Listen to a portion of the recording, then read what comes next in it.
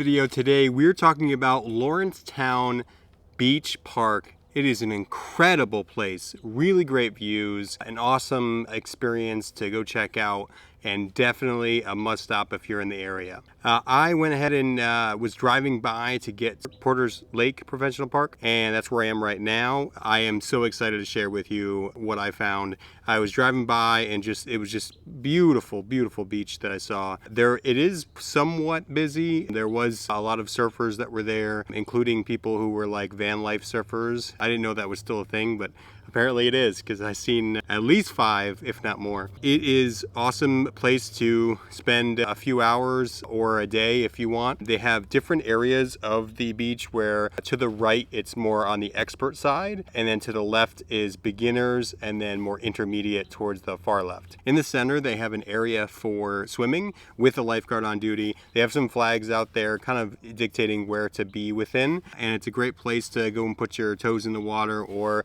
go ahead and go for a swim. Going through the park, there was a trail called the Atlantic View Trail. I don't know exactly how far that goes, but it seems to go pretty far. There was people just on bike that were just biking right through that spot. So if you're on that trail, you could stop there as well. There was a surf shop van that was there, I think selling, board and other stuff that you might need for surfing. There were places to take a shower. There were places to change. And also there's a place for restrooms, washrooms.